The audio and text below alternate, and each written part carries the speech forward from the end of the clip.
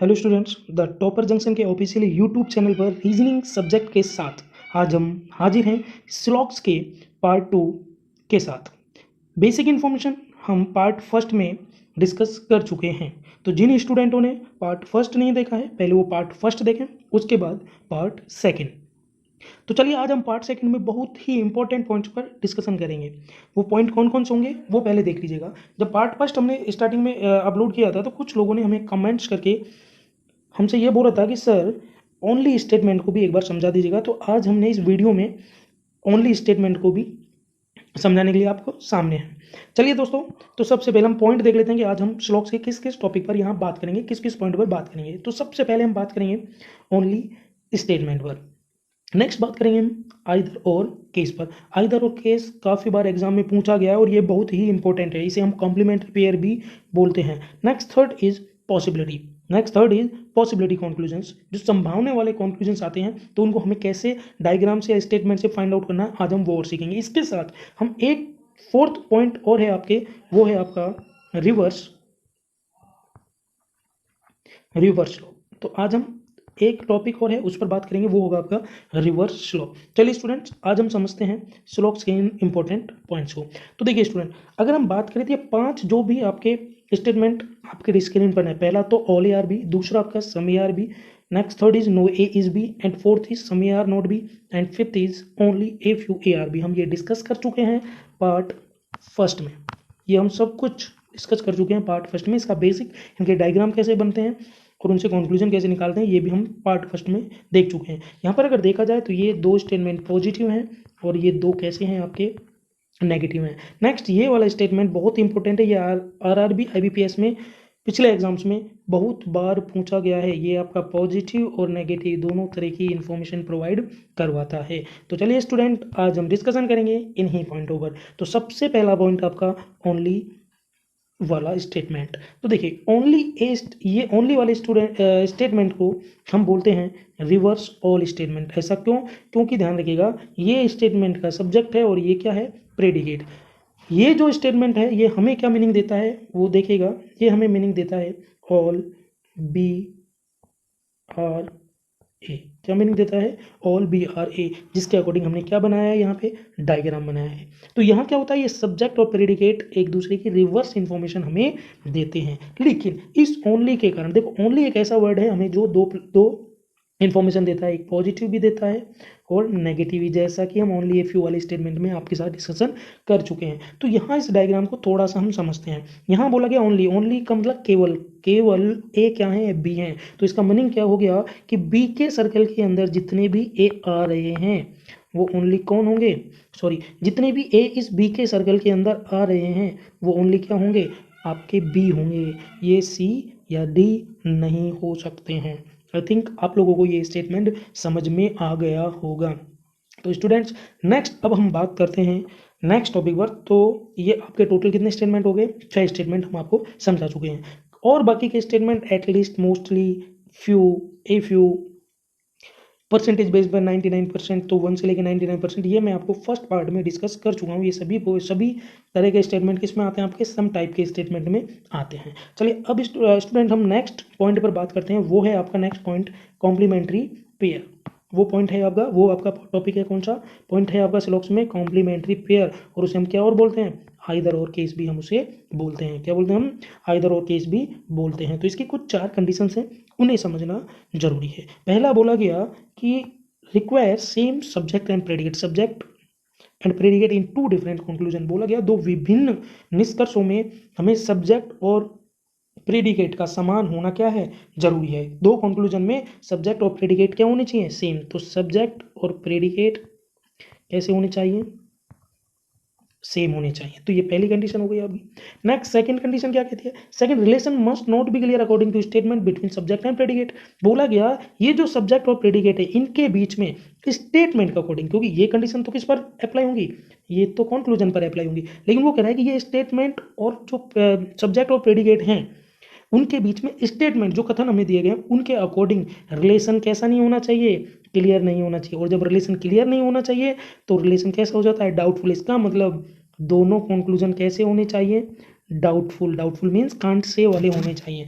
Next बोला गया one conclusion must be positive and another must be negative. तो third condition क्या कहती है कि जो दो कंक्लूजन जिनके सब्जेक्ट प्रेडिकेट भी सेम है, दोनों डाउटफुल भी है मीन्स कांट से भी है, उनमें से एक पॉजिटिव होना चाहिए और एक कैसा होना चाहिए, नेगेटिव होना चाहिए, एक पॉजिटिव और एक नेगेटिव। नेक्स्ट फोर्थ कंडीशन कहता है कि either condition will not be allowed between all type and no type statement. बोल रहा है कि ऑल, तो फोर्थ कंडीशन क्या कह रहा है कि ऑल और नो के बीच में कभी भी आइदर और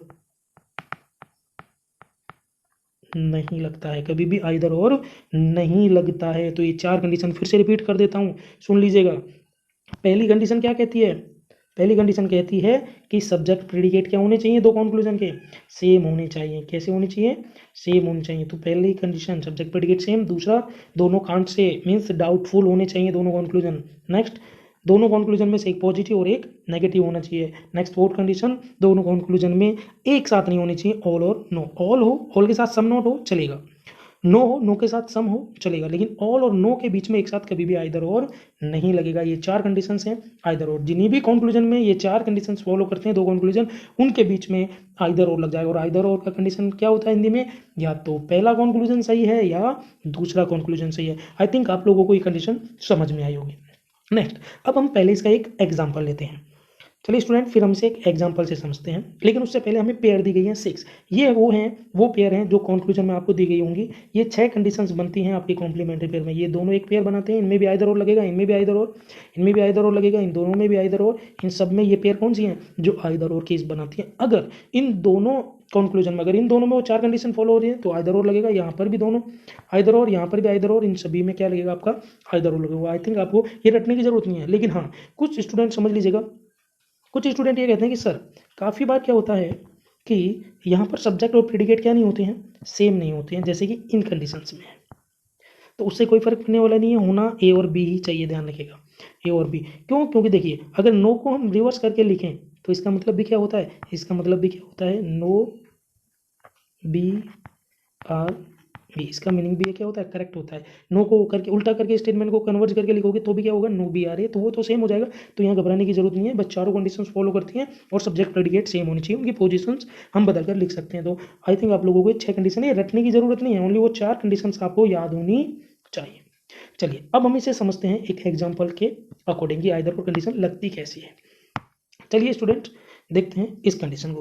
तो पहले हम डायग्राम बोलते हैं। बोला गया ऑल पेन आर पेंसिल, हमसे बोला गया ऑल पेन आर पेंसिल। तो हम एक डायग्राम बना लेते हैं। से बोला गया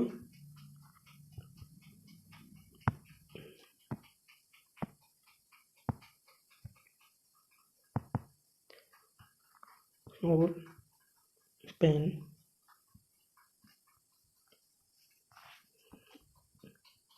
और पेंसिल। नेक्स्ट बोला गया some pencils are book, some pencils are book. अब देखिए स्टूडेंट यहां पर पेन का पेंसिल के साथ रिलेशन दिया गया है, नेक्स्ट पेंसिल का बुक के साथ रिलेशन दिया है, लेकिन पेन और बुक के बीच में हमें रिलेशन स्टेटमेंट के अकॉर्डिंग नहीं दिया गया है। तो पेन और पेंसिल के बीच में जितना भी कंक्लूजन हमसे पूछा जाएगा वो सब कैसा रहेगा, डाउटफुल रहेगा। तो पहला कंक्लूजन हम उठाते हैं यहाँ से। बोला गया all pencils are pen.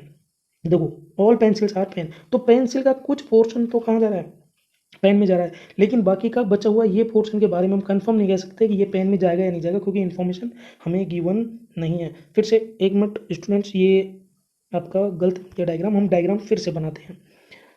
Sorry for this mistake students. तो हम दोबारा से डायग्राम बनाते हैं। बोला गया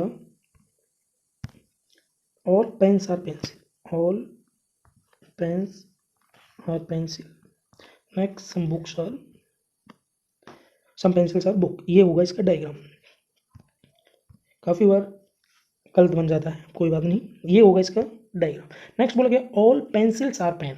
पहला कंक्लूजन हम देखते हैं, ऑल पेंसिल्स आर पेन। तो देखो कुछ पेंसिल तो पेन के अंदर जा रही हैं, कुछ पेंसिल तो पेन के अंदर ऑब्वियसली है क्योंकि सभी पेन पेंसिल में, लेकिन बाकी की बची हुई इस पेंसिल के बारे में हम कंफर्म नहीं कह सकते, ये पेन में जा भी सकती हैं और नहीं भी, कंफर्म नहीं कह सकते। तो ये रिलेशन कैसा हो गया, डाउट। कुछ पेंसिल तो पेन है कंफर्म, लेकिन कुछ के बारे में इंफॉर्मेशन नहीं है, तो फर्स्ट आपका कैसा हो गया, डाउटफुल। नेक्स्ट सेकंड की बात करते हैं। सेकंड है आपका नो पेन इज बुक, कोई पेन क्या नहीं है, बुक नहीं है। देखो पेन और बुक का सर्कल टच तो नहीं कर रहा है, पेन और बुक का सर्कल टच तो नहीं कर रहा है, लेकिन उन्होंने स्टेटमेंट में इसकी ये जानकारी भी हमें नहीं दी है कि कोई पेन बुक नहीं है। तो पेन और बुक के बीच में स्टेटमेंट में कोई जानकारी नहीं होने के कारण ये दोनों सर्कल टच नहीं कर रहे, तो ये भी कैसा हो गया, डाउटफुल। इसका मतलब सेकंड भी कैसा हो गया आपका, डाउटफुल हो गया। Next, some books is pen, कुछ बुक क्या है, पेन है। तो क्या देखो बुक और पेन का सर्कल टच कर रहा है कि नहीं कर रहा है, लेकिन मना भी नहीं किया गया, तो बुक और पेन के बीच में हमें कोई इन्फॉर्मेशन गिवन नहीं है, तो यहाँ पर भी कैसा हो गया, डाउटफुल। तो स्टूडेंट तीनों ही कॉन्क्लूजन कैसे हैं,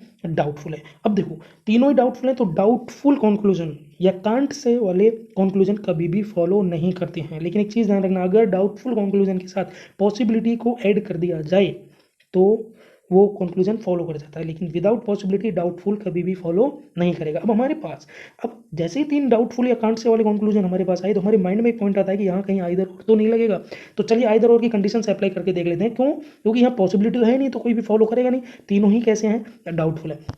चलिए स्टूडेंट्स अब हम देखते हैं ये कंक्लूजन। तो देखिए अगर हम देखें तो ये तीनों ही कैसे थे, डाउटफुल थे। अब हम आइदर और की कंडीशन लेते हैं। पहली कंडीशन क्या थी, सब्जेक्ट एंड प्रेडिकेट कैसे होने चाहिए थे, सेम होने चाहिए थे। नेक्स्ट कंडीशन क्या थी, एक पॉजिटिव और एक नेगेटिव। नेक्स्ट कंडीशन क्या थी, एक पॉजिटिव हो गया एक नेगेटिव। नेक्स्ट दोनों कैसे होने चाहिए, डाउटफुल। दोनों कंक्लूजन कैसे होनी चाहिए, डाउटफुल। में सब्जेक्ट प्रेडिकेट में बीच में रिलेशन क्लियर नहीं होगा, इसका मतलब डाउटफुल। नेक्स्ट फोर्थ, ऑल और नो एक साथ नहीं होने चाहिए। ऑल और नो क्या नहीं होने चाहिए, एक साथ नहीं होनी चाहिए। तो हम कंडीशन से अप्लाई करते हैं। पहला तो देखो तीनों ही डाउटफुल हैं, तो पेंसिल और पेन अगर फर्स्ट को सेकंड के साथ कंपेयर करें तो ऑल पेंसिल्स आर पेन, तो पेंसिल और पेन, तो यहाँ पर पेंसिल तो है ही नहीं, इसका मतलब फर्स्ट और सेकंड में भी तो कोई आइदर और नहीं लगेगा। तो पहला तो क्या हो गया आपका, कैंसिल। चलो पहले को हम अगर देखें तीसरे के साथ, तो पेंसिल और पेन और बुक और पेन, तो यहाँ पर भी पेंसिल नहीं है, तो फर्स्ट तो कंफर्म हो गया कि आइदर और केस नहीं बनाएगा। नेक्स्ट सेकंड में देखिएगा, सेकंड और थर्ड में इन दोनों में अगर हम देखें तो नो पेन इज बुक और सम बुक्स आर पेन। तो देखो यहाँ पेन है, यहाँ पर भी पेन है, यहाँ बुक है और यहाँ पर भी क्या है आपका, बुक है। तो देखो सेम सब्जेक्ट प्रेडिकेट, पहली कंडीशन फॉलो। सेकंड एक पॉजिटिव एक नेगेटिव, तो सेकंड तो क्या है आपका नेगेटिव, और थर्ड क्या है, सी वाला कंक्लूजन आपका पॉजिटिव है, सम वाला पॉजिटिव और ये नेगेटिव, तो सेकंड कंडीशन भी आपकी यहाँ क्या हो जाती है, दोनों में फॉलो। नेक्स्ट डाउटफुल, दोनों डाउटफुल, तो ये दोनों भी क्या है आपके डाउटफुल, तो थर्ड कंडीशन भी आपकी क्या हो गई, फॉलो हो गई। नेक्स्ट फोर्थ, ऑल और नो एक साथ नहीं होनी चाहिए। नो तो है लेकिन उसके साथ ऑल नहीं है, इसका मतलब ऑल और नो भी साथ नहीं है। तो यहाँ क्या होगा, इन दोनों कंक्लूजन के बीच कौन से आपका कंक्लूजन बी और सी के बीच में क्या लग जाएगा आपका कंक्लूजन, आइदर और लग जाएगा। तो यहाँ क्या लग जाएगा आपका, आइदर और डाउटफुल कंक्लूजन विदाउट पॉसिबिलिटी क्या होता है, नॉट फॉलो होता है। स्टूडेंट आई थिंक आप लोगों को समझ में आ गया। तो आंसर क्या होगा, only either conclusion B and C, sorry either conclusion B और कंक्लूजन सी फॉलो। तो यहाँ पर या तो बी सही होगा या सी, तो इन दोनों के बीच में क्या लग जाएगा आपका, आइदर लग जाएगा। आई थिंक आप लोगों को ये कॉम्प्लीमेंट्री पेयर समझ में आई होगी, आइदर और के समझ में आया होगा। नेक्स्ट अब हम बात करेंगे पॉसिबिलिटी वाले डायग्राम पर। तो पॉसिबिलिटी से पहले समझना हमें थोड़ा सा जरूरी है, वो क्या है वो देख लीजिएगा। देखिए पॉसिबिलिटी क्या होती है, कंक्लूजन में पॉसिबिलिटी लगती है। कभी भी स्टेटमेंट में पॉसिबिलिटी हमसे पूछते नहीं, क्योंकि स्टेटमेंट सॉल्व नहीं करना होता, हमें सॉल्व करना क्या होता है, कंक्लूजन को निकालना होता है स्टेटमेंट से। तो ध्यान रखिएगा, डाउटफुल कंक्लूजन के साथ अगर पॉसिबिलिटी दी गई है, डाउटफुल कंक्लूजन के साथ अगर पॉसिबिलिटी दी गई है, तो वो हमेशा क्या करेगा, फॉलो करेगा। अगर डाउटफुल कंक्लूजन के साथ पॉसिबिलिटी दी गई है तो वो हमेशा क्या करेगा, वो कंक्लूजन फॉलो करेगा। मान लीजिएगा बोला गया सम ए आर बी, ये कंक्लूजन था सम ए आर बी, और स्टेटमेंट या डायग्राम के अकॉर्डिंग हमने देखा कि सम ए आर बी क्या है, एक डाउटफुल है। तो सम ए आर बी के साथ अगर वो ये बोल देता है कि some A are B is a possibility, तो वो क्या हो जाएगा, वो कंक्लूजन फॉलो कर जाएगा। ध्यान रखिएगा। नेक्स्ट, अगर कोई कंक्लूजन या तो डेफिनेटली करेक्ट है या डेफिनेटली रॉन्ग है, और उसके साथ अगर क्या दे दी जाए, पॉसिबिलिटी दे दी जाए, तो वो हमेशा क्या रहेगा, नॉट फॉलो रहेगा। वो हमेशा क्या रहेगा, नॉट फॉलो रहेगा। आई थिंक आप लोगों को समझ में आया होगा। पॉसिबिलिटी हमेशा डाउटफुल कांट से वाले कंक्लूजन के साथ अगर दी गई है तो वो हमेशा फॉलो करेगा, और अगर सही डेफिनेटली करेक्ट या डेफिनेटली रॉन्ग के साथ पॉसिबिलिटी दी गई है तो वो कंक्लूजन कभी भी, वो पॉसिबिलिटी वाला कंक्लूजन क्या रहेगा, नॉट फॉलो रहेगा। बस पॉसिबिलिटी में थोड़ा यही है। डायग्राम पढ़ना हम बेसिकली पढ़ चुके हैं, तो एक एग्जांपल हम ले लेते हैं। देखिए यहाँ बोला गया all WRB, all WRB,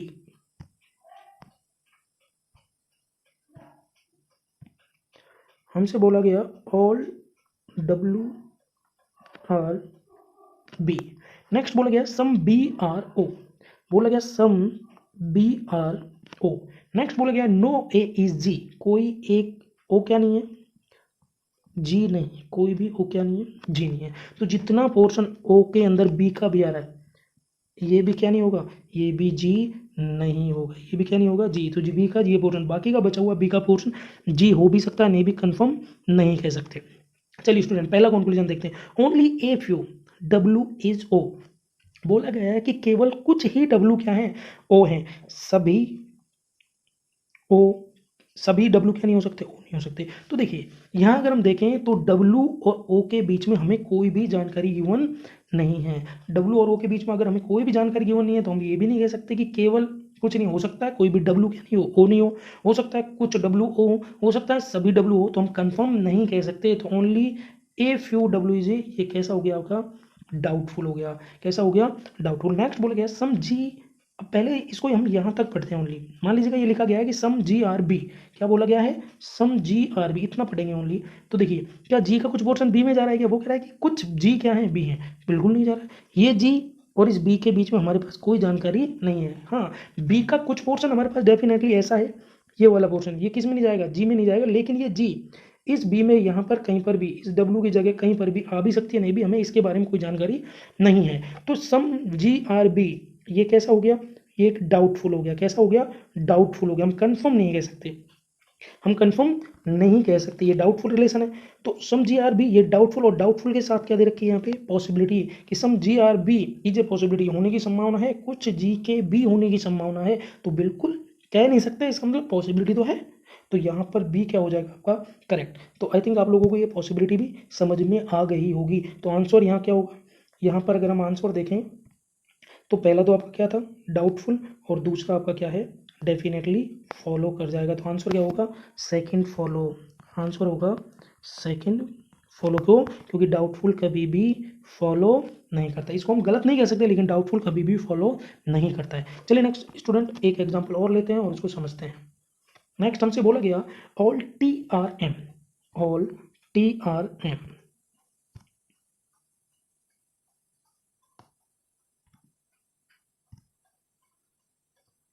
all TRM। Next बोल के ओनली ए फ्यू MRP, बोला कि केवल कुछ ही M क्या है, P हैं। तो केवल कुछ ही है, तो इसका मतलब कुछ M और होंगे हमारे पास जो कभी क्या नहीं हो सकते, P नहीं हो सकते, क्योंकि ओनली ए फ्यू हमें नेगेटिव इन्फॉर्मेशन देता है, पॉजिटिव। नेक्स्ट बोला गया ऑल CRM, सभी C क्या है, M है। तो देखो हम कहीं पर भी एक सर्कल बनाते हैं, मतलब थोड़ा सा इसको हम छोटा कर देते हैं, ठीक है, वाले सर्कल को।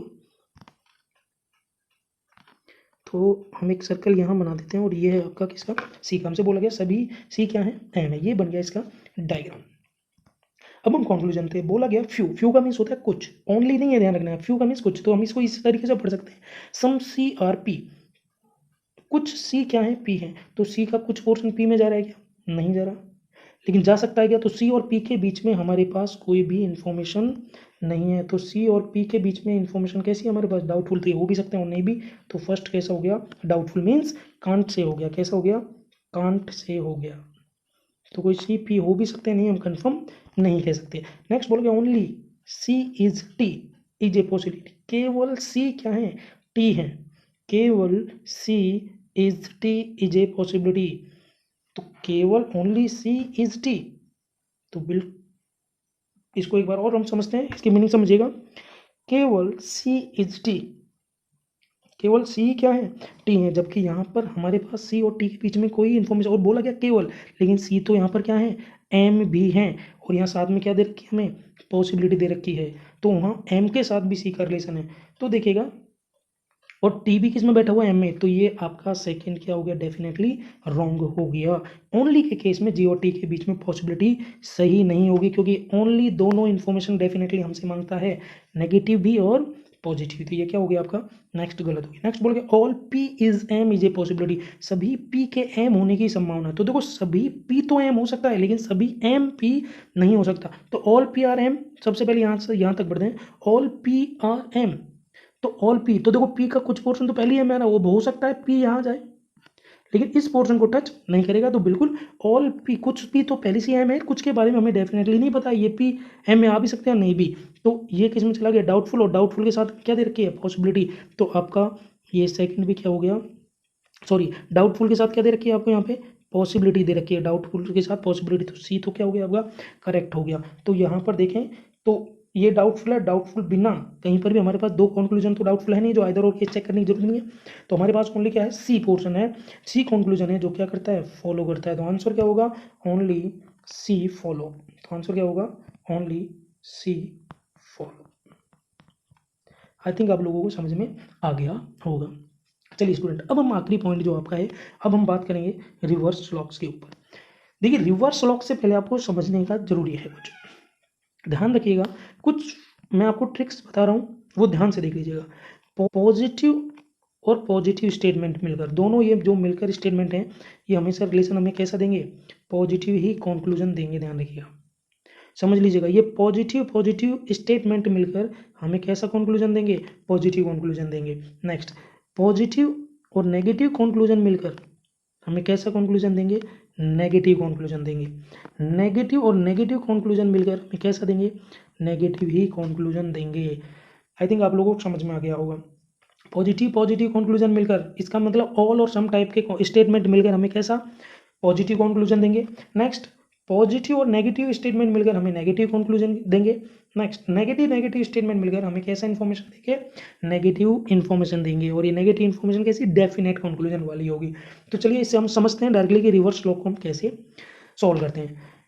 मान लीजिए आपके मेंस के एग्जाम में पूछा जाता है जाने वाले क्वेश्चन है, क्योंकि थोड़ा सा टाइम टेकन होता है, लेकिन अगर ट्रिक के अकॉर्डिंग इसको आप सॉल्व करोगे तो ये आसानी से हो जाएगा। नेक्स्ट, पहला कंक्लूजन, नो R1 RE नहीं। तो पहले या रिवर्स में क्या होगा, आपको कंक्लूजन गिवन होगा, उसके बाद ही आपको स्टेटमेंट। अब आपको बताना होगा कि ये दिए गए दोनों स्टेटमेंट दिए गए किस ऑप्शन के, ये दोनों दिए गए कंक्लूजन दिए गए किस ऑप्शन के स्टेटमेंट के द्वारा फॉलो करेंगे। तो अगर हम कंक्लूजन को देखें तो एक कंक्लूजन तो नेगेटिव है और दूसरा कैसा है हमारे पास, पॉजिटिव है। तो देखिए हमें अगर इसको बेसिक से सॉल्व करें तो हमें सभी ऑप्शन के स्टेटमेंट का क्या बनाना पड़ेगा, डायग्राम। चलिए स्टूडेंट इसको ट्रिक के साथ कैसे सॉल्व करते हैं वो देखते हैं। देखिए एक स्टेटमेंट हमारे पास कंक्लूजन नेगेटिव है और एक कैसा है हमारे पास, पॉजिटिव। नेगेटिव कंक्लूजन को निकालने के लिए कम से कम हर ऑप्शन में, प्रत्येक जो ऑप्शन इसको फॉलो करेगा वहाँ कम से कम एक स्टेटमेंट तो कैसा होना चाहिए, नेगेटिव होना ही चाहिए। चलिए तो सबसे पहले हम नेगेटिव कंक्लूजन को समझते हैं और पहला ऑप्शन उठाते हैं। देखो फर्स्ट, ऑल A6 आर, ये भी पॉजिटिव, सम ये भी पॉजिटिव, सम R1 E9 ये भी पॉजिटिव, और ये भी क्या है आपका, ऑल E9 आर 83, तो ये भी क्या पॉजिटिव। तो जब अगर ये सभी स्टेटमेंट पॉजिटिव है तो ये कंक्लूजन, पहला कंक्लूजन, अगर इसमें ये सभी पॉजिटिव, ये भी पॉजिटिव आपका, ये भी पॉजिटिव, ये भी पॉजिटिव और ये भी पॉजिटिव, तो ये नेगेटिव कंक्लूजन या तो डाउटफुल होगा या क्या होगा, या तो डाउटफुल होगा या क्या होगा, गलत होगा। और डाउटफुल और गलत कभी भी फॉलो नहीं करते, तो इसका मतलब पहला ऑप्शन तो आपका एलिमिनेट हो गया। नेक्स्ट, अब हम सेकंड स्टेटमेंट को उठाते हैं। सेकंड स्टेटमेंट में भी, सेकंड ऑप्शन के स्टेटमेंट में भी एक नेगेटिव होना जरूरी है। तो चलिए सेकंड को हम चेक करते हैं। देखिए सेकंड में ये भी पॉजिटिव, ये भी पॉजिटिव, ये भी पॉजिटिव और ये भी कैसा आपका पॉजिटिव, तो सेकंड भी क्या हो जाता है आपका रॉन्ग। इसके अकॉर्डिंग भी आपके ये दोनों कंक्लूजन्स फॉलो नहीं करेंगे। नेक्स्ट, अब हम लेते हैं थर्ड स्टेटमेंट को हम चेक करते हैं। ऑल R1 E9, तो ये भी कैसा आपका पॉजिटिव, ये भी पॉजिटिव, ये भी पॉजिटिव एंड ये भी पॉजिटिव। तो आपका मतलब यहाँ पर पॉजिटिव, तो ये कंक्लूजन कभी भी फॉलो नहीं करेगा क्योंकि ये कैसा है आपका, नेगेटिव है। तो ये थर्ड भी आपका क्या होगा, ये भी आपका आंसर नहीं होगा। नेक्स्ट फोर्थ को अगर हम लेते हैं तो यहाँ चेक करते हैं। ऑल A6 आर E9, सभी A6 क्या है, E9 है, तो पॉजिटिव, ये भी आपका पॉजिटिव, ये भी पॉजिटिव, लेकिन यहाँ क्या आ गया, एक नेगेटिव आ जाता है, तो इसका मतलब ये आंसर हो सकता है फोर्थ। तो ऐसे ही हम फिफ्थ वाले को भी हम एक बार चेक कर लेते हैं। फिफ्थ वाले में भी अगर हम चेक करें तो ये पॉजिटिव, आपका सेकंड भी पॉजिटिव, ये भी पॉजिटिव और ये कैसा आ गया आपका, नेगेटिव आ गया। तो अब हमें कंफर्म हो गया या तो फोर्थ आंसर होगा या फिफ्थ। अब हमें क्या करना है, फोर्थ और फिफ्थ में से ओनली एक किसी का एक का डायग्राम हम बना लेते हैं। तो हम फोर्थ का हम डायग्राम बना लेते हैं, फोर्थ के अकॉर्डिंग हम फिफ्थ को देख लेंगे होगा या नहीं होगा। तो देखिए फोर्थ हम डायग्राम बनाते हैं, all A6 are E9, all A6 are E9।